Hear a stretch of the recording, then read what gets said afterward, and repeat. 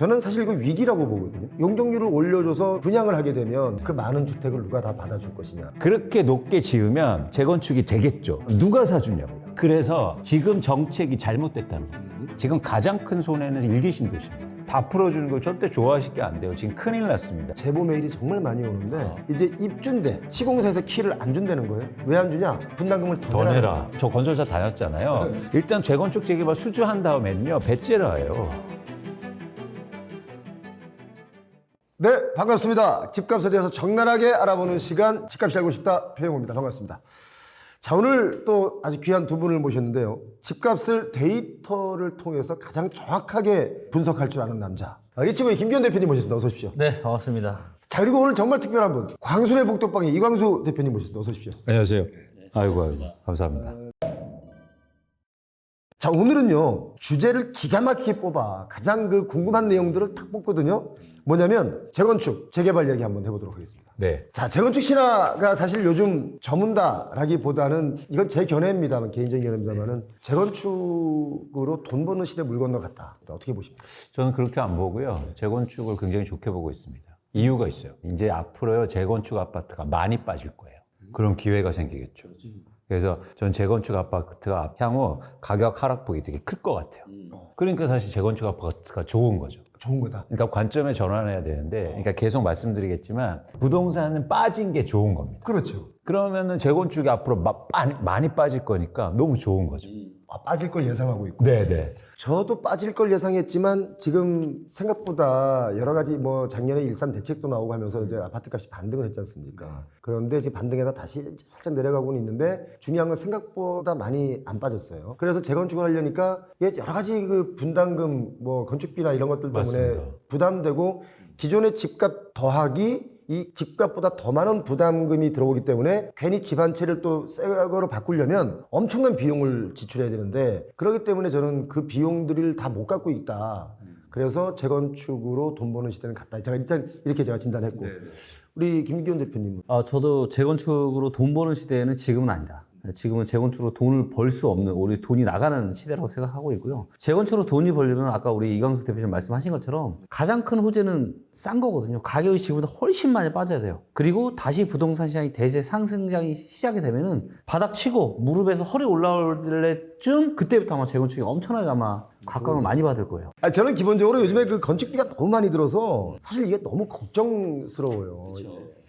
왜냐하면 뭐 우리 다 알다시피 이제 연세 드신 분들의 자산이라고 하는 게 부동산 하나에 올인돼 있는 경우도 많고 또 그 올인된 자산의 부동산이 온전히 내 게 아니라 대출을 많이 끼고 있는 상황인데 여기에 새 아파트로 교체하는 비용이 그만큼 들어간다고 치면 이걸 과연 감당이 될까? 지금 1,000만 원 넘어가지 않습니까? 네. 어떻게 보세요 그거는? 그러니까 일단 공사비가 예상보다 많이 오르는 건 부담이 되죠. 근데 저희가 본질적으로 고민을 좀 해봐야 돼요. 여기에 본질은 뭐냐면 공사비가 올라서가 아니고 두 가지가 본질입니다. 첫 번째는 지금 앞으로 하려는 재건축들은요, 기본적으로 용적률이 높아요. 그러니까 아무리 공사비가 올라도 5층이면요, 쉽게 말해서 수익성 다 나오고 재건축 할 수 있어요. 예전에 공사비 2배 올라도요, 5층짜리 그냥 했다고요. 근데 지금 있는 노후 아파트는 대부분 평균적으로 용적률이 200% 이상이기 때문에 용적률이 높아서 수익성이 안 나오는 거 하나고요. 두 번째는 가격이 너무 많이 올랐어요. 그러니까 비싸게 해주고 그 아파트를 사놓고 있는 사람들이 또 내라니까 힘든 거예요. 예를 들어서 10년 전, 20년 전에 내 아파트 사놨으면 공사비 아무리 올라도 재건축 할 수 있단 말이죠. 근데 그 아파트의 거래 건수를 보면 매수자들이 2018년, 19년, 20년도에 몰려 있어요. 그러면 이분들이 그렇게 높은 가격에 사놓고 거기다 또 분담금 내라니까 할 수 있겠습니까? 힘들죠. 10년 전에 사놨으면 아무리 분담금 2배 올라도 한다고요. 왜냐하면 가격이 올랐기 때문에.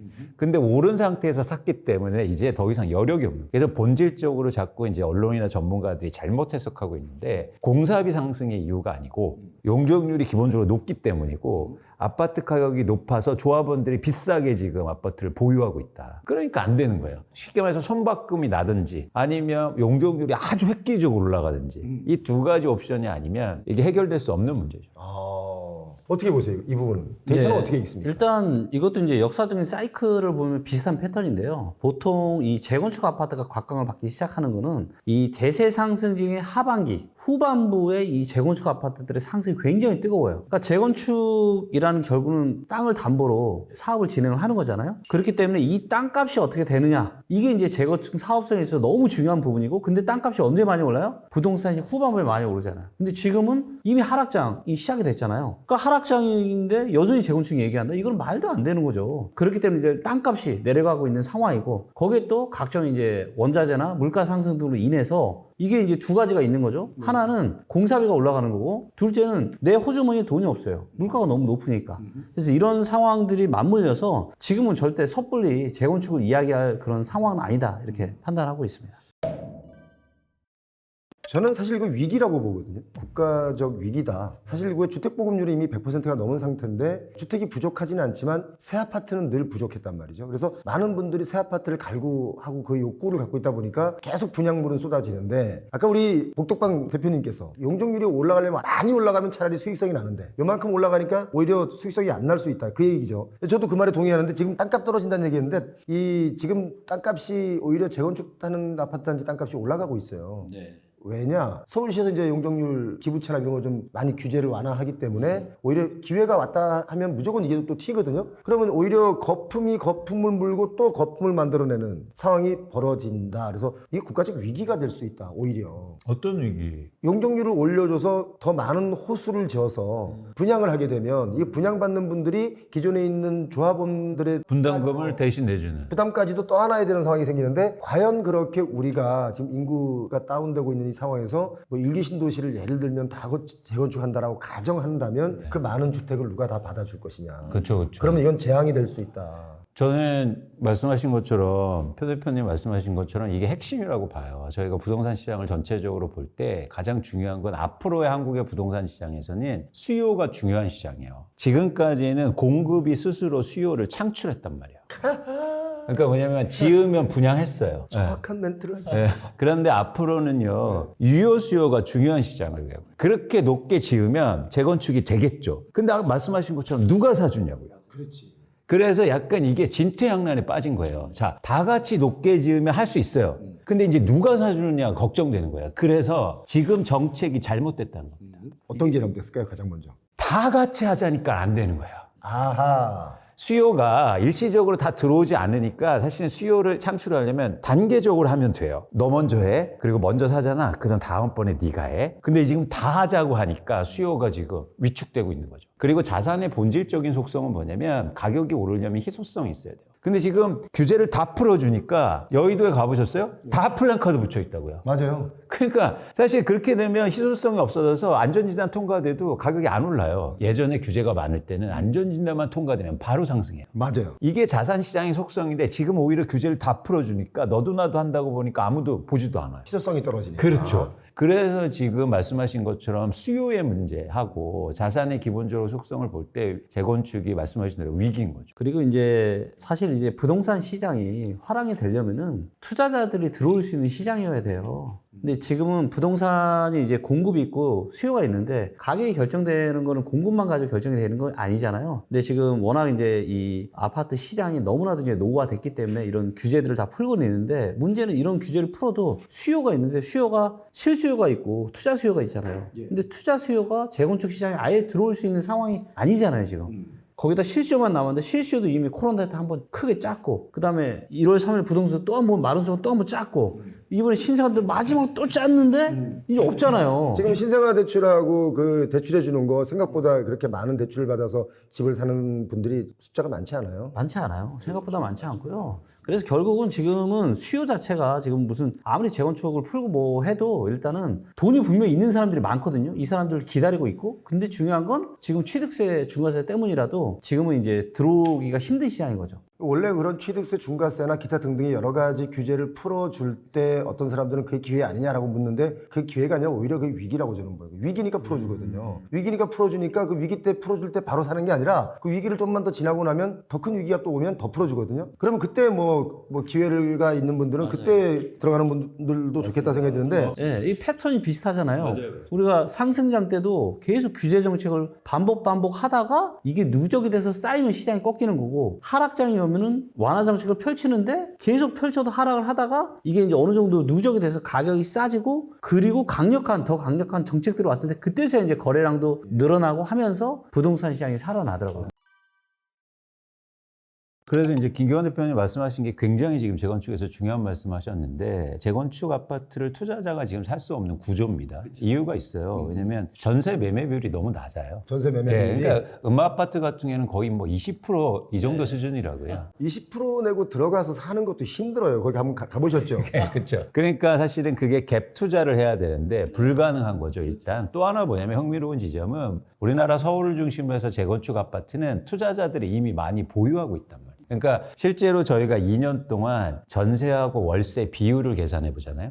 그러면 거의 전체 가구 수의 40%가 계약 중입니다. 그 얘기는 뭐냐면 가구 전체 세대 중에서 40%가 투자로 갖고 있다는 거예요. 그렇지. 그렇죠. 왜냐하면 투자로 갖고 있으니까 전월세 줬죠. 그렇죠. 그걸 2년 동안 저희가 거래 건수를 파악해 보면, 그러니까 이미 투자자들이 많이 갖고 있고, 더 이상 투자자들 안 들어오고, 근데 실수요자는 별로 관심 없고, 그렇죠. 거기다 희소성 별로 안 생기고, 예. 그러니까 사실은 가격이 빠질 수밖에 없는 자, 거예요. 그런데 거기다 대고 이제 시공사, 건설사들의 이익은 계속 내줘야 건설 경기가 돌아간다라고 하는 말도 안 되는 이론 때문에 계속 짓게는 하고 또 계속 짓게 하다 보니까 그래도 뭔가 계속 거품이 있지만 분양하면 또 잘 되는 지적도 있었으니까 시행사들은 또 다 달려들고 이러다 보니까 국가가 지금 이게 부동산 경기가 개판된 겁니다. 심각하죠. 네. 제가 우리 이광수 대표님 오셨으니까 머니인사이드에서 공개해도 되는 게 이거 한마디면 게임 끝났어요. 사실은 메일이 온 거예요. 저희 회사 메일로. 제보 메일이 정말 많이 오는데 가로정비 주택 사업으로 재건축을 했어요. 그리고 분담금을 뭐 다 냈어요. 낼 거 다 냈다는 거예요. 이분이 제보에 의하면. 그런데 중요한 건 이제 입주인데 시공사에서 키를 안 준다는 거예요. 왜 안 주냐? 분담금을 더 내라.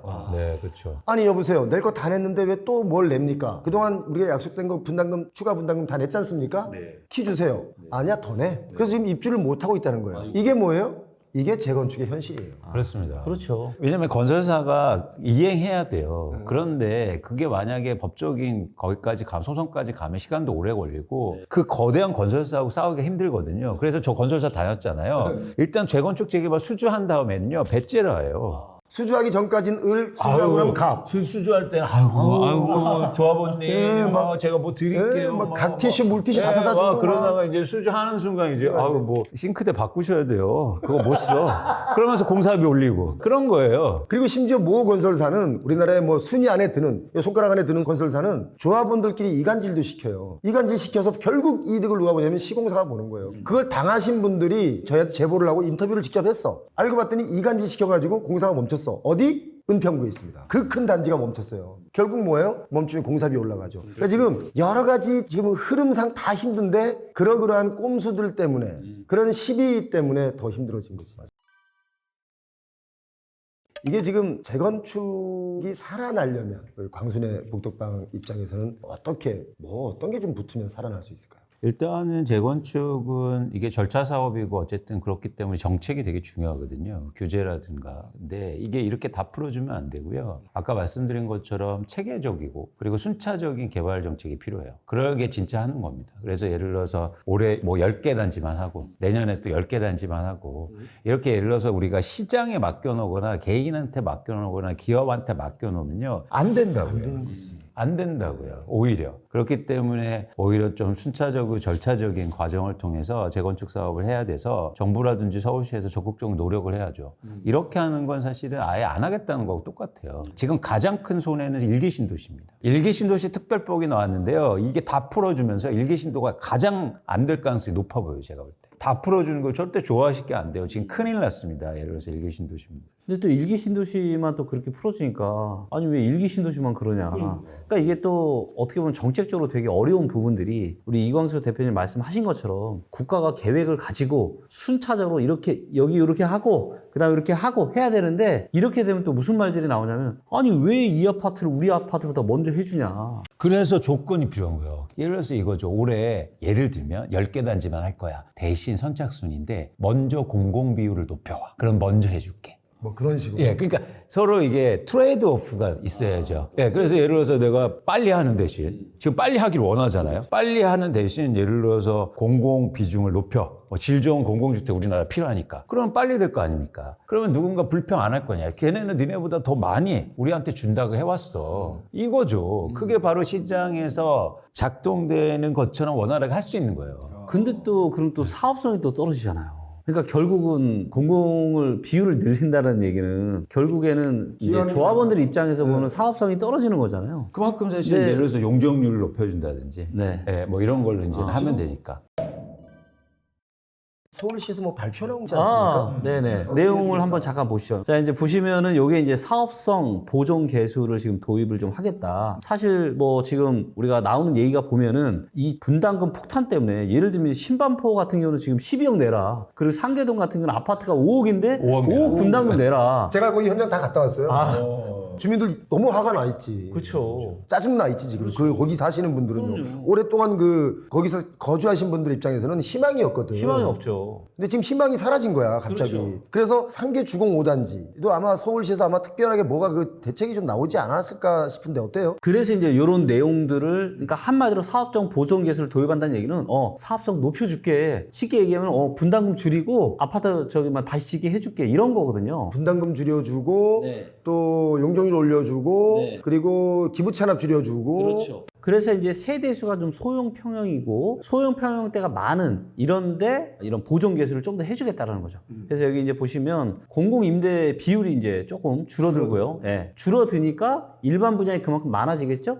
일반 분양이 많아지면 사업성이 좋아지겠죠. 그리고 사업성이 좋아진다는 얘기는 분담금이 줄어든다는 얘기예요. 그리고 이제 허용 용적률을 이제 20%에서 요걸 이제 보존 개수를 적용을 해가지고 최대 이제 10에서 20%를 최대 20에서 40%까지 확대 적용을 해주겠다라는 내용이에요. 그래서 이걸로 인해서 조금 더 재건축을 하는데 조합원들 부담을 좀 많이 줄여주겠다라고 하는 거죠. 이렇게 되면 아까 우리 이광수 대표님 말씀하신 거대로 따지면 이게 좋아지는 거예요? 나빠지는 거예요? 이게 누구 입장에서 좋아지는 거가 중요한데 일단 조합원 입장에서 저렇게 구별 없이 모두 다 적용한다고 하면 그럼 누가 먼저 해줄 거냐도 문제가 또 생기는 거예요. 그리고 또 하나 이제 우리가 꼭 생각하셔야 될 게 우리가 지금 재건축을 모두 다 할 수 없는 상황입니다. 몇 가지 말씀만 드리면 첫 번째는 뭐냐면 우리나라 건설사들이 재건축을 할 수 있는 건설사들이 최대한 잡아도 15개밖에 되지 않아요.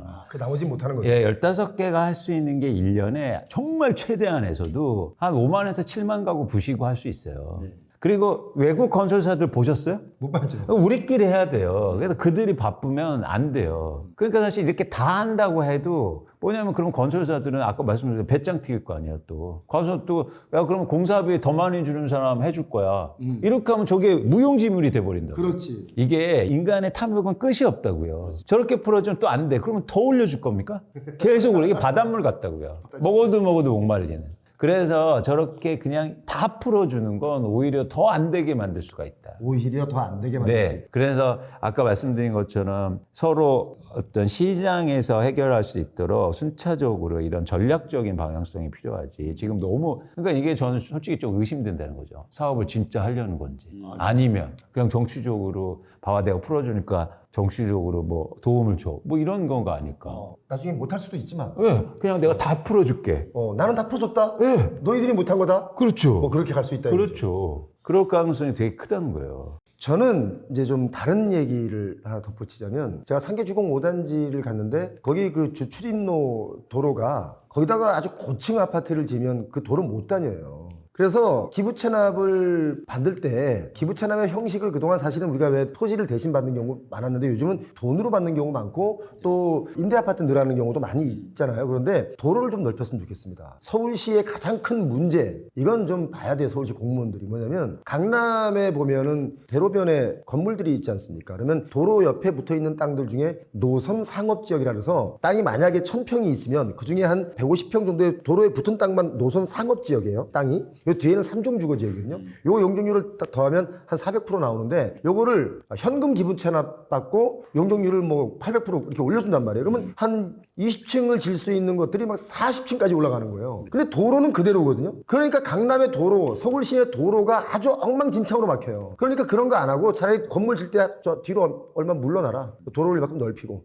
뭐 요렇게 가야지 미래적인 도시지 용적률만 올려주고 건물만 아주 삐까뻔쩍하게 새 거로 막 높이 올라갔다고 이게 미래지향적이지가 않다. 저는 그 생각을 하는데 어떻게 생각하세요? 제 얘기에. 저도 공감합니다. 예, 보면은 도로 옆에 너무 건물이 막 바짝 붙어 있는 고층 건물들이 그런 경우들이 꽤 있잖아요. 네. 그런 거는 조금만 좀 뒤로 좀 물러나면 도로가 넓어지고 사람들이 통행하기가 좋으니까 어떻게 보면 건물의 가치를 올리는데도 그런 방향이 또 좋을 것 같거든요. 그리고 이 말하면 제가 우리 이광수 대표님께 혼날 수도 있는데 이건 제 생각이니까 한번 말씀드려볼게요. 네. 동의하면 동의한다 아니면 아니다.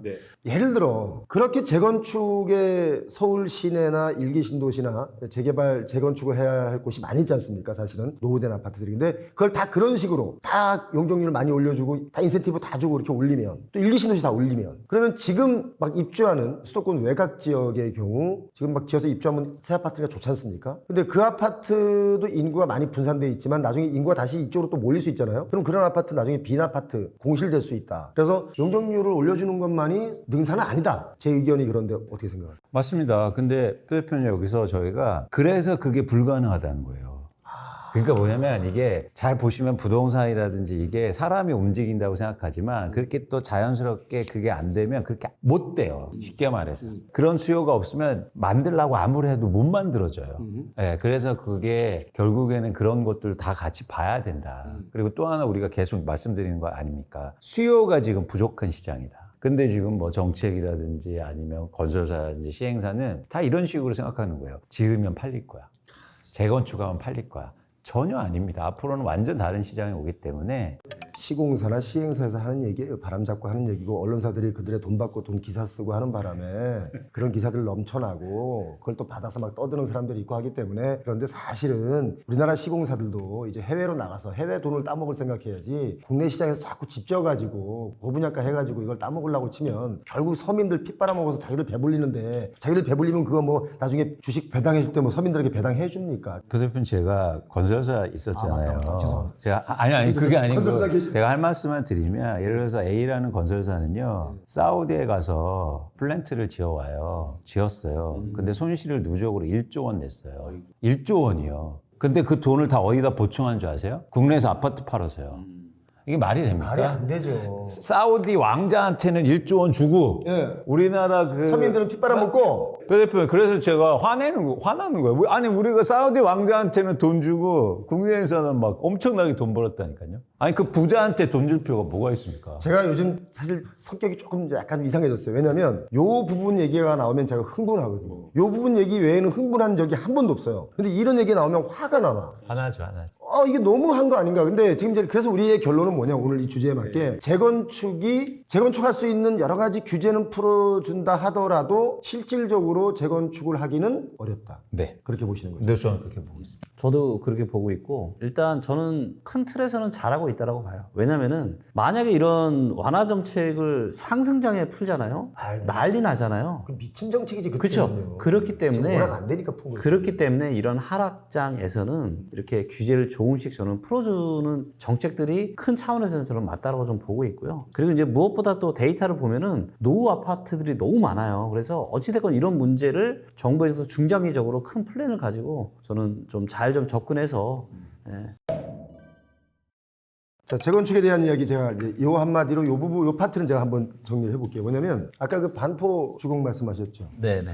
그 반포주공에 기존의 5층짜리 아파트를 이렇게 초고층으로 올리고 거기다 뭐 아이스링크도 넣는다. 아주 좋은 거죠, 사실은. 그런 아파트가 전 세계적으로 몇 개나 있겠습니까? 아주 좋은 아이디어고 지음이 훌륭한 거 인정합니다. 다 짓고 나면. 그런데 거기에 이제 조합원들이라고 해서 미리 아파트를 사신 분들 있잖아요. 그분들 거기 입주 못 합니다. 돈이 없어요. 다 그분들도 갭으로 들어간 거예요. 본인들은 말로는 그렇게 안 하지만 본인도 거기에 올라가서 이 아파트값 상승할 때 부를 누리고 싶었던 거 아니겠어요? 근데 중요한 건 그분들이 거기 입주할 수 있을까? 재건축을 다 했어. 그러면 입주할 수 있을까? 제가 볼 때는 못해요. 그 빚 감당이 안 돼요. 지금 제가 알고 있기로 제 주변에도 뭐 잘 아시겠지만 원베일리 주변에 여러 가지 반포에 그 아파트 아직도 입주 못하는 분들 많아요. 그래서 적절하게 내가 빚진 것만큼의 전세로 들어와야 빨리 어떻게 되는데 그것도 지금 차일피일 미뤄지는 경우 되게 많고 아직도 불 꺼진 집이 있다는 거예요. 지금 입주한 지가 꽤 오래 지났음에도 불구하고. 그러니까 아무리 좋은 아파트를 잘 짓는 거, 그래 잘 짓는 거 인정. 그런데 결국은 그걸 받아주는 사람들이 돈이 없다.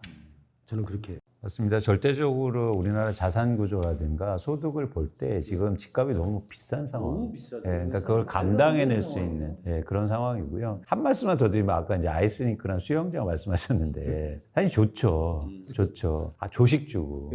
근데 저는 그런 어떤 아이스링크나 수영장은요, 사회적 인프라거든요. 그러니까 그게 아파트에 들어가면 조합원들이 그걸 또 다 내서 돈 내서 그걸 만들고 막 누군가 더 내고 그들만 이렇게 쓴다는 건데 사실 그만큼 사실은 우리나라 사회적 인프라가 부족하다는 거예요. 그만큼 부족하기 때문에. 네, 그래서 저는 공공의 시설을 투자를 많이 해줬으면 좋겠다. 그러니까 예를 들어서 정부라든지 서울시에서도 재건축하는 것보다 중점을 두는 것보다 우리나라는 지금 사회적 인프라가 충분하냐. 개인한테 맡겨놓지 말고. 그러면 예를 들어서 조합이 굳이 수영장 안 만들고 공사비 낮춘 다음에 공공 수영장 사용하면 되잖아요. 저도 이 말씀에 동의해요. 그러니까 전 세계에서 고급차가 가장 많이 팔리는 나라가 뉴욕과 그리고 서울입니다. 그런데요, 유럽 가보시면 유럽이 좋다 나쁘다를 떠나서 유럽의 스위스는요, 우리보다 1인당 GDP가 2배, 3배인데 벤츠 안 사요. 왜 안 사는 줄 아세요? 버스가 벤츠니까. 그렇지. 택시가 벤츠하고. 그러니까 공공의 시설과 그리고 공공의 자산이 훌륭하니까 굳이 개인의 욕심을 안 갖는단 말이에요. 근데 뉴욕에 가보시면 최근에 뉴스 보세요. 막 지하철에서 때리고 막 사람들 이러니까 힘들잖아요. 그러니까 거기 가면서도 무섭게 가면서 아 빨리 나 벤츠 사서 나 혼자 다닐 거야. 이런 욕심이 커지는 거예요. 우리나라 보세요. 막 이렇게 다니니까 결국엔 뭐예요? 공공시설이? 나는 돈 벌어서 벤츠 사갖고 혼자 다닐 거야. 이런 욕심이 커지잖아요. 그러니까 공공이 안전하고 좋아야 사실 그런 개인적인 욕심이 줄거든요. 근데 우리는 너무 이게 큰 거죠. 공공이 그 역할을 못 해주니까. 아, 제가 사실은 이거 뭐 솔직하게 얘기하는 거니까 이광수 대표님의 그 이 부분에 대해서 저는 사실 생각을 못 했었어요.